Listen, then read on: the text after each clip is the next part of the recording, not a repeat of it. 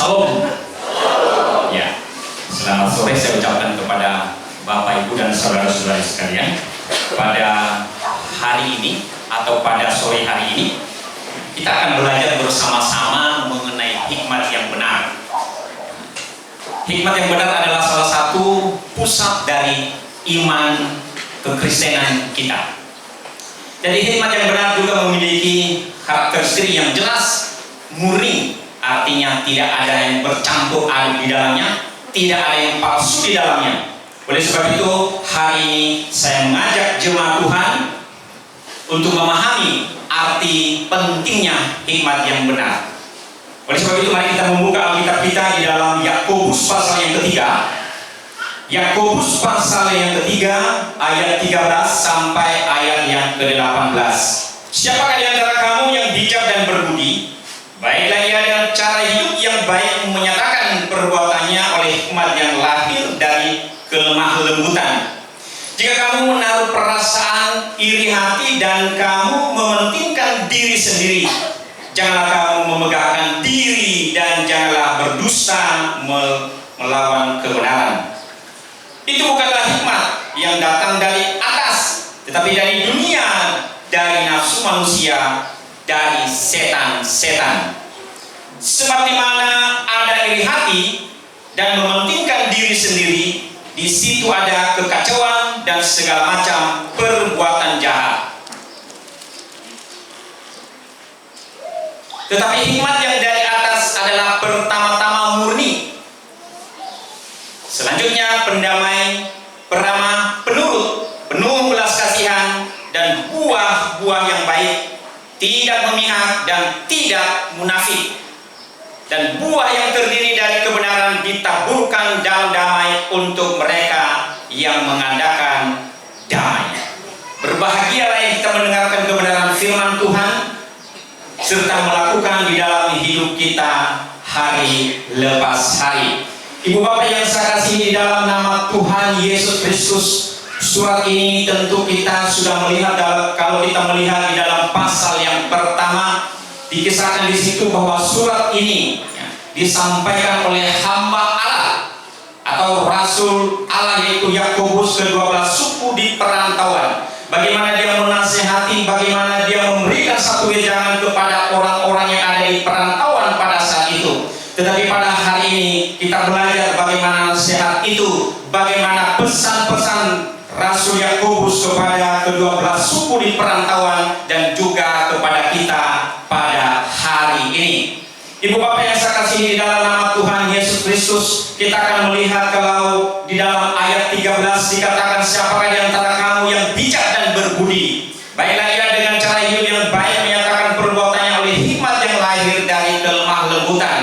Artinya di sini ibu bapak yang saya kasihi di dalam nama Yesus Kristus, kebijakan atau hikmat yang berasal dari Tuhan tercermin dalam perbuatan sehari-hari, bukan hanya dengan kata-kata tetapi juga dengan tindakan. Itulah hikmat yang daripada Allah sendiri. Tetapi kata lain juga diartikan seseorang yang mempunyai hikmat yang sejati akan menunjukkan kerendahan hati, akan menunjukkan sifat tidak sombong, akan menunjukkan siap belajar dari orang lain.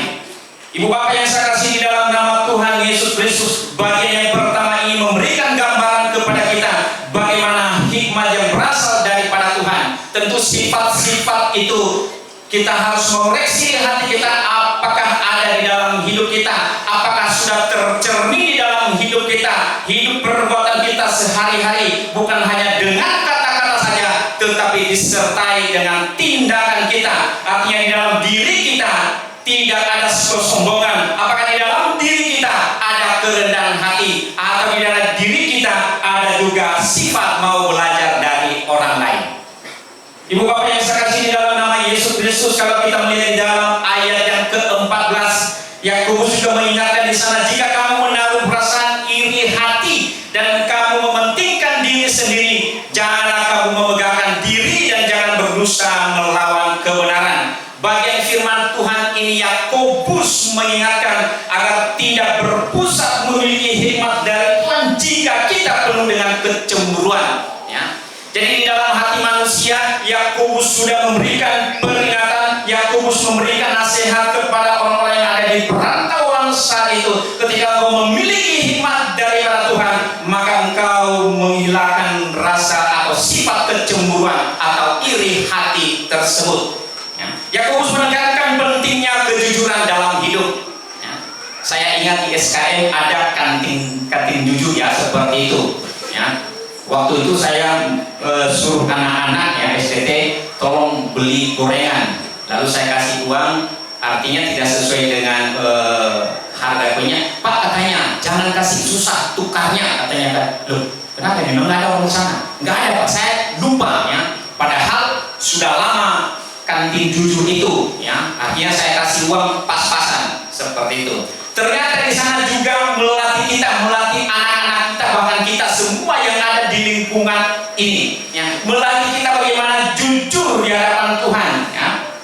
Kita harus mempraktikkan hati kita bahwa kita hidup dalam kebenaran dan bukan dalam kedagingan atau kemewahan dunia. Ya. Yang bersifat sementara, itulah maksud daripada ayat yang ke-14 di sini, bahwa manusia dituntut kita untuk hidup di dalam kebenaran dan bukan di dalam kedagingan. Nah, Ibu Bapak yang saya kasih di dalam nama Yesus Kristus, kalau kita melihat di dalam ayat yang ke-15 di sana juga, ya, dibagi dua yang namanya hikmat. Ya. Ada hikmat dari duniawi, ada hikmat dari Tuhan, dan ditambah lagi ada dari setan. Bingung juga saya, ada 3 kalau begitu ya. Ya, seperti itu. Yang di dalam ayat 15 ini dikatakan itu bukan hikmat yang datang dari atas, tetapi dari dunia, dari hawa nafsu, dari setan. Ya. Yakobus menegaskan bahwa ada 2 jenis hikmat, lalu tambah lagi ada 1 dari setan. Hikmat dari duniawi, hikmat dari Tuhan, hikmat dari setan. Ya, seperti itu. Buat saya bedakan duniawi dengan setan, ya, seperti itu. Ya. Tetapi mudah-mudahan nanti kena ketika saya sampaikan ini. Ibu Bapak yang saya kasih di dalam nama Tuhan Yesus Kristus, kita melihat hikmat dari duniawi. Ya. Hikmat dari duniawi ini cenderung ya, mempengaruhi nilai-nilai yang utama, yang prioritas dunia, yang sementara, seperti kekuasaan, ya, popularitas, kemewahan dunia, ya seperti itu. Itu dipengaruhi dengan nilai-nilai itu. Itulah yang namanya hikmat duniawi. Lalu kalau hikmat dari Tuhan dipengaruhi oleh nilai-nilai seperti kebenaran, kasih, kesetiaan, dan juga kerendahan hati. Lalu kalau begitu, apa hikmat dari setan? Ya, hikmat berasal dari setan ini menunjukkan pada hikmat yang palsu, ya, yang hikmat yang palsu yang menyimpan dari kebenaran. Ibu Bapak yang saya kasih di dalam nama Tuhan Yesus Kristus, Yakobus menekankan di sini penting untuk membedakan hikmat. Ya, penting untuk membedakan hikmat. Kalau kita melihat di dalam ayat yang ke-16, Ibu Bapak, ya, sebab di mana ada iri hati dan mementingkan diri sendiri, di situ ada kekacauan dan segala macam perbuatan jahat. Yakobus lebih lagi menegaskan di sini bahwa iri hati adalah perasaan tidak senang, ya, perasaan tidak senang terhadap orang lain yang memiliki sesuatu yang kita inginkan, yang kita anggap pantas untuk kita miliki, ya, seperti itu. Jadi di sini ditekankan bahwa perasaan tidak senang terhadap orang lain, ya. Sifat-sifat itu di dalam diri kita pasti ada, Ibu Bapak, ya. Kita tidak bisa pungkiri itu pasti ada. Ada yang namanya iri hati. Bagaimana seseorang punya yang mempunyai itu lalu kepingin juga kita, ya, seperti itu. Ini di kampung-kampung, ya. Di dalam ruangan ini saya pikir tidak ada. Tapi ini terdapat di kampung-kampung, ya. Kalau lihat di kampung-kampung tetangga, ya, seperti itu. Lihat tetangganya punya ini, maunya juga punya, ya, seperti itu. Maunya juga punya, sehingga dia berusaha sedemikian rupa supaya dia memiliki barang itu menurut dia pantas untuk dia miliki. Ya, ada istilahnya di sana, banyak bermodel tapi tidak ada modal, kayak seperti itu. Ya, seperti itu. Lalu Bapak itu bilang begini, harus punya modal dulu baru bermodel. Jangan bermodel dulu sementara tidak ada modal. Betul juga, ya, seperti itu. Ya, menarik itu kalimat itu.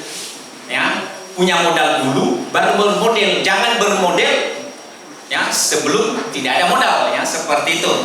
Ya.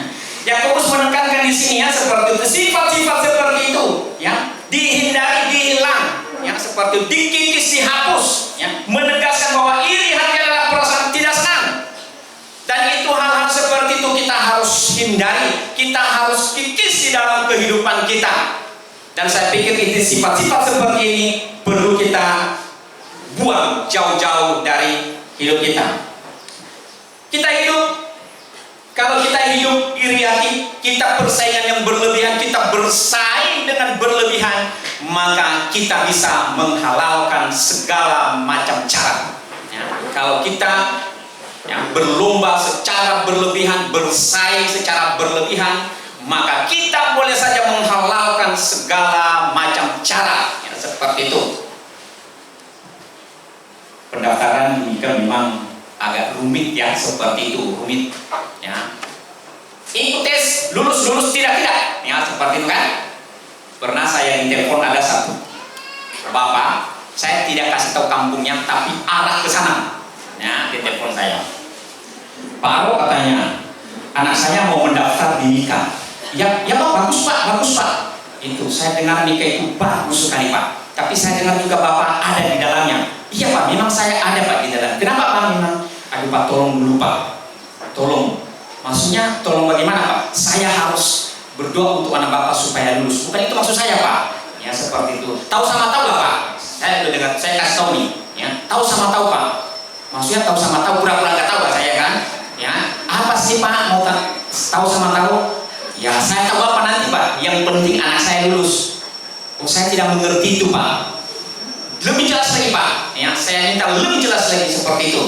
Ya, tahulah Pak, kalau sudah lulus nanti yang penting Bapak berusaha supaya lulus. Saya pasti tahu Bapak. Semakin saya bingung ya seperti itu. Ya, saya sudah tahu sebenarnya apa tujuan daripada orang tua itu. Ya, saya tahu Bapak, saya tahu Bapak. Yang penting anak saya lulus. Oh ini lewat belakang namanya. Ya, lewat belakang kan seperti itu sudah tahu. Begini jawab. Mika itu tidak ada istilah-istilah itu Pak. Saya tekan sama dia. Ya, pokoknya lulus tidak. Jangankan anak Bapak saya bilang Pak. Ya seperti itu. Saya dengar waktu itu anak Pak masih keluarga Pak Yeri sebagai direktur, nggak lulus juga. Sebenarnya bisa aja kan seperti itu. Itu panitia. Itu keluarga saya tolong dulu ya. Nggak ada juga. Saya dengar kemarin anak adik yang tidak lulus juga tidak lulus seperti itu. Itu satu kejujuran, itu satu sifat yang dipertahankan di sini. Amin. Tidak boleh di otak atik Bapak Ibu. Ya. Tidak boleh di otak atik. Kita harus pakai hikmat, kita harus bijak seperti itu. Kalau sudah mulai dibuka keran seperti itu, akan airnya mengalir terus dan menjadi keruh, ya seperti itu. Dan mulai Mika ini berdiri sampai sekarang tidak ada istilah lewat belakang. Jujur, lulus tidak, ya seperti itu. Kita bersyukur. Jadi berbahagialah Bapak Ibu kalau anak Bapak Ibu sudah lulus di sini, sudah belajar di sini. Kita ajar anak Bapak Ibu supaya mereka bijak dalam segala hal. Nah, seperti itu. Ibu Bapak yang saya kasih di dalam nama Yesus Kristus, kita akan menjadi dalam ayat yang ke-17. Ya. Tetapi hikmat yang datang yang dari atas adalah pertama-tama murni, selanjutnya pendamai, peramah, penurut, penuh belas kasihan, dan buah-buah yang baik, tidak memihak dan tidak munafik. Ya. Apa artinya ini? Yakobus memberikan satu deskripsi ya seperti itu yang sangat detail, ya, murni. Ya. Yang memberikan di sini murni. Apa sih artinya murni? Tidak bercampur dengan motivasi atau tujuan yang jahat. Tidak ada palsu di dalamnya. Seperti itu. Makanya dikatakan di sini lulus murni. Ya. Artinya tidak ada palsu di dalamnya, tidak ada embel-embel di dalamnya, tidak ada lewat belakang di dalamnya. Murni, 100% murni. Ya, seperti itu. Jadi makanya sekolah kita ini terkenal ya seperti itu. Makanya mulai ada yang lewat-lewat itu kan. Makanya seperti itu. Beberapa waktu yang lalu juga ada yang terus saya waktu pendaftaran baru Bapak Ibu. Saya kasih tahu aja. Di telepon saya malam-malam. Pak, katanya tolong dong usahakan anak saya seperti itu. Oh iya Bu, saya usahakan berdoa supaya anak Ibu lulus begitu. Enggak, maksud saya ya Pak bagaimana lah Pak. Enggak, saya berdoa Bu. Ya saya berdoa supaya anak Bapak dan Ibu lulus. Saya dengar anaknya tidak lulus. Puji Tuhan. Ya, seperti itu. Ya puji Tuhan, kenapa puji Tuhan? Masih terisi sekolah di sana. Ya, seperti itu. Kalau semua ditampung di sana dan di sini, sekolah di sana kosong. Apa kata dunia? Ya, digebukin kita di sini ya. Pak Yere kasihannya seperti itu. Gara-gara Pak Yeri lalu semua sekolah kosong seperti itu. Makanya saya katakan puji Tuhan ya, seperti itu. Kalau ada yang tidak lulus, puji Tuhan, bukan karena tidak lulus sebenarnya ya, seperti itu. Tapi Tuhan punya rencana yang indah supaya sekolah-sekolah lain juga terisi ya, seperti itu. Nah, ini Bapak yang saya kasih di dalam nama Tuhan Yesus Kristus. Nah, di sini diberikan satu deskripsi, yaitu murni, selanjutnya pendamai ya. Pendamai pertama, penurut, penuh belas kasihan. Itu kalau orang sudah punya hikmat yang benar dari Allah, dia memiliki hati seperti itu, dia memiliki sifat seperti itu ya. Sehingga dengan demikian nama Tuhan dipuji dan dipermuliakan di dalamnya ya. Di dalam ayat yang ke-18, dan buah yang terdiri dari kebenaran ditaburkan dalam damai untuk mereka yang mengadakan damai. Dalam konteks ini Bapak Ibu yang saya kasih di dalam nama Tuhan Yesus Kristus, mengacu pada kebenaran Tuhan yang menghasilkan kehidupan yang benar dan kudus. Nah, itu kerinduan Yakobus, supaya orang-orang yang ada di perantauan itu memiliki hati yang benar, memiliki hati yang kudus di hadapan Tuhan, supaya nama Tuhan dipuji dan dipermuliakan di dalamnya. Itu satu kerinduan, dan itu juga satu kerinduan kita di tempat ini, supaya anak-anak itu mempunyai hati takut akan Tuhan, mempunyai hati untuk mau mengerti tentang Tuhan, mempunyai hati untuk mau dibina. Seperti itu. Izinkan saya untuk menceritakan sedikit saja. Ketika saya bawa seminar Bapak Ibu di kelas 9 ya Pak ya, kelas 9, saya edarkan kertas sepotong-sepotong. Kata Bapak Rian sama saya, untuk apa Pak? Ada aja, saya bilang ya. Dari rumah tidak terpikir saya apa yang saya ini, saya sudah siapkan materi, tapi cara itu saya nggak kepikir dari rumah. Lalu saya sampai di kantor di STT, kepikir, oh saya harus gunting kertas-kertas. Artinya saya gunting kertas itu sesuai dengan jumlah mereka, satu orang satu. Tiba di ruangan itu ya, sebelum mulai saya bilang sama mereka, bagikan kertas ini dan tulis ya, 5 tahun sampai 10 tahun ke depan cita-citamu apa? Mereka menulis tuh, ada yang jadi bupati, jadi polisi, jadi dokter, jadi pengusaha, pokoknya yang indah-indah untuk dibaca. 5 sampai 10 tahun ke depan. Lalu saya balik lagi, sudah semua anak-anak? Sudah Pak. Sekarang dengarkan lagi. 1 tahun ke depan Tuhan Yesus datang. Apa yang kamu lakukan? Masih ada mungkin 80% masih berdoa untuk cita-citanya, berdoa untuk panjang umur, berdoa supaya punya istri yang sama, yang cantik, berdoa supaya bapak mamanya umur panjang. Tuhan Yesus datang masih berdoa supaya umur panjang. Bingung saya ya, seperti itu. Ya, kasihan Bapak Ibu.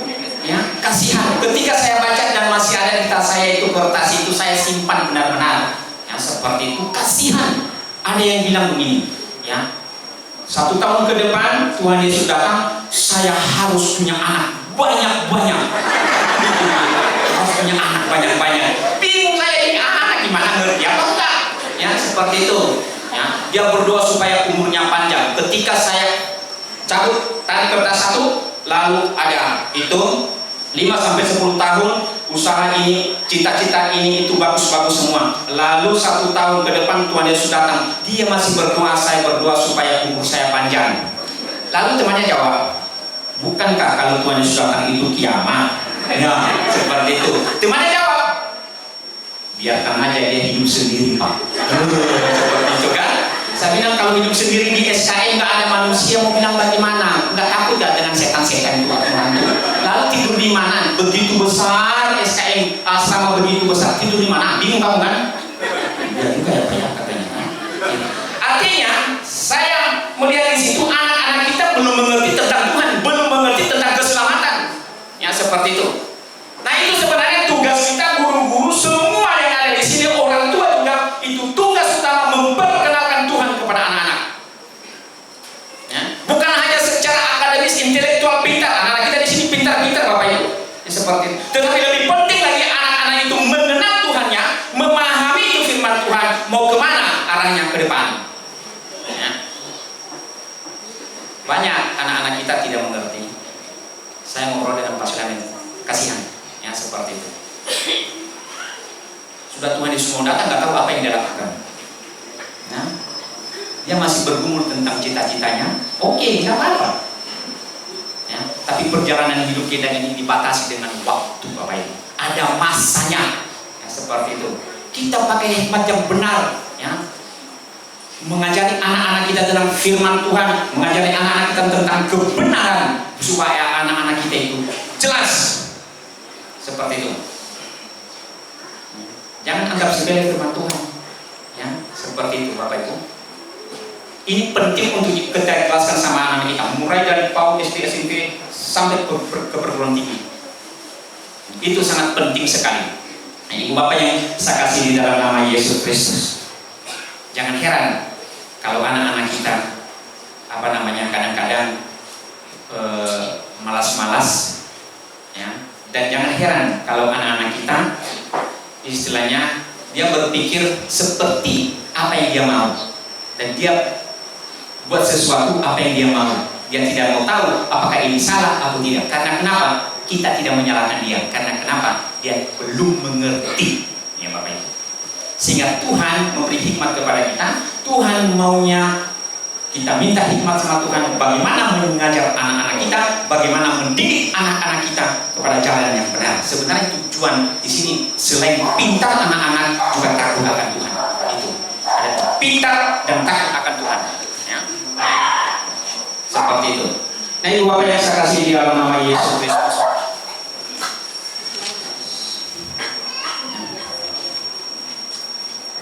hikmat Tuhan berbeda dengan hikmat manusia. Ingat baik-baik, hikmat Tuhan berbeda dengan hikmat manusia. Karena kenapa? Hikmat Tuhan itu sumbernya yang berasal daripada Tuhan. Jelas, ya. Hikmat yang benar itu sumbernya berbeda. Hikmat yang benar berasal daripada Tuhan. Kalau hikmat manusia didapati melalui pengalaman hidup, melalui pendidikan, melalui pengetahuan, nah, seperti itu. Apakah salah itu? Enggak salah juga, seperti itu. Tetapi harus dibarengi dengan takut akan Tuhan. Hikmat Tuhan berasal dari Allah dan diberikan kepada manusia melalui Roh Kudus. Makanya itu penting, Yakobus berkata, minta hikmat, minta sama Tuhan. Ya, seperti itu. Karena hikmat itu sumbernya dari Tuhan. Makanya kita minta hikmat itu kepada Tuhan karena Dia adalah sumbernya. Hikmat Tuhan berbeda dengan hikmat manusia. Karena kenapa? Tujuannya yang berbeda. Ya. Tujuan yang berbeda. Hikmat manusia hanya digunakan untuk kepentingan diri sendiri, hanya digunakan untuk kepentingan pribadi. Tetapi hikmat Tuhan selalu untuk kebaikan manusia dan untuk memuliakan Tuhan di dalamnya. Hikmat Tuhan berbeda dengan hikmat manusia. Kenapa? Karena fokusnya juga berbeda. Fokus hikmat Tuhan itu cenderung fokus pada kepentingan materi atau duniawi. Sudah jelas yang seperti itu. Tetapi hikmat Tuhan fokus pada kebenaran, keadilan, dan juga kasih. Itulah sebabnya Tuhan Allah berkata, minta hikmat itu. Jadi jangan ragu-ragu. Kalau berdoa, mintalah hikmat pada Tuhan. Pasti Tuhan kasih. Nah, seperti itu. Kalau saya tidak minta hikmat sama Tuhan ketika saya bawa seminar itu, memang dari rumah Bapak Ibu, sekali lagi saya ingatkan, dari rumah saya tidak punya ide gimana ya saya ini apa pendahuluannya ini. Sampai di itu saya berdoa lagi, Tuhan tolong saya, sebentar saya memberkati anak-anak melalui seminar ya seperti itu, yang sebentar ini saya mempergunakan waktu ini sebaik-baiknya. Tuhan tolong saya, muncul ide. Itu, muncul ide. Gua ambil kertas, potong-potong. Ada kawan potong-potong. Tuhan kasih hikmat. Kalau tidak seperti itu, bagaimana saya tahu anak-anak kita kelas 9 tahu apa enggak tentang Tuhan? Oleh sebab itu ini menjadi beban kita. Yang berikutnya, hikmat Tuhan berbeda dengan hikmat manusia. Karena kenapa? Standarnya yang berbeda. Hikmat manusia mudah berubah. Sebentar berubah, sebentar berubah. Nah, seperti itu. Tetapi hikmat Tuhan dibangun atas standar Allah yang sempurna dan juga sehingga dengan demikian Ibu Bapak yang saya kasih di dalam nama Tuhan Yesus Kristus, ada menjadi kesimpulan di dalam tema kita, hikmat yang benar pada hari ini. Hikmat yang benar hanya berasal dari Tuhan dan memiliki karakteristik yang jelas, yaitu murni, tidak bercampur kepalsuan di dalamnya, ada damai di sana, tidak memihak dan tidak munafik. Hikmat yang benar mendorong kita untuk membuat damai dengan orang lain dan menanamkan buah kebenaran dalam hidup kita. Dengan hidup dalam hikmat yang benar, kita dapat memuliakan Tuhan dan memberikan kesetiaan yang hidup bagi orang lain, kesaksian yang hidup bagi orang lain. Oleh karena itu penting bagi kita untuk memohon hikmat dari Tuhan dalam setiap aspek kehidupan kita dan menerapkan dengan bijak, dan juga hubungan orang lain kita harus bangun di atas hikmat yang benar. Ibu Bapak yang saya kasih di dalam nama Tuhan Yesus Kristus, sebelum saya selesai khotbah ini, saya membagikan sebuah ilustrasi. Ilustrasi ini begini: kisah seekor burung hantu dan seekor tupai. Pasti senang kalau dengar tupai kan? Seperti itu, yang punya senapan angin pasti senang. Kisah seekor burung hantu dan seekor tupai yang tinggal di sebuah hutan. Suatu hari burung hantu dan tupai berdebat tentang mana yang lebih penting, kecepatan atau kebijaksanaan. Burung hantu mengatakan bahwa kecepatan adalah kunci untuk bertahan hidup di hutan, sedangkan tupai berpendapat bahwa kebijaksanaan adalah kuncinya. Lalu kemudian burung hantu menantang tupai untuk sebuah perlombaan melintasi hutan yang luas dengan satu syarat: burung hantu memberikan 1 jam keunggulan kepada tupai. 1 jam ini tupai menggunakan dengan bijak yang menelusuri semua rute yang harus dilalui dalam 1 jam itu. Akhirnya burung hantu setuju. Perlombaan pun dimulai. Burung hantu terbang secepat mungkin di tengah jalan. Burung hantu tiba-tiba menabrak batang pohon dan dia jatuh dengan keras. Akhirnya yang memenangkan perlombaan adalah tupai, karena dia sudah tahu rutenya dan dia tidak macet-macet, istilahnya begitu. Sedangkan burung hantu kecepatan yang begitu tinggi, dia nabrak pohon, akhirnya dia jatuh dan menghalangi perlombaannya untuk melawan si tupai. Kisah ini, Ibu Bapak yang saya kasih di dalam nama Tuhan Yesus Kristus, memberikan pelajaran bahwa hikmat yang benar bukan hanya tentang kecepatan, tetapi juga dengan kebijaksanaan. Tupai bijak ya. Dia mempergunakan waktu sedemikian rupa. Ketika burung hantu memberikan waktu keunggulannya 1 jam, dia mempergunakan itu sebaik-baiknya. Dia menelusuri semua rute mana yang harus dilalui. Seperti itu. Tupai begitu bijak. Tupai begitu pintar ya, seperti itu. Tetapi burung hantu dia pakai oleh karena kesombongannya. Seperti itu. Hikmat yang benar menolong kita untuk membuat sebuah keputusan yang bijak dan memiliki tindakan yang tepat untuk mencapai tujuan kita dengan cara yang paling efektif juga efisien. Jadi Ibu Bapak yang saya kasih di dalam nama Tuhan Yesus Kristus, mari kita meminta hikmat kepada Tuhan. Milikilah hikmat yang benar supaya kita tidak salah melangkah untuk menjalani hari-hari kita, sehingga nama Tuhan dipuji dan dipermuliakan melalui diri kita, melalui komunikasi kita, melalui persahabatan kita, sehingga dengan demikian nama Tuhan dipuji dan ditinggikan, dan kita pun menjadi kesaksian bagi banyak orang. Tapi itu saja kebenaran firman Tuhan. Tuhan memberkati kita, Tuhan menolong kita. Mari kita berdoa.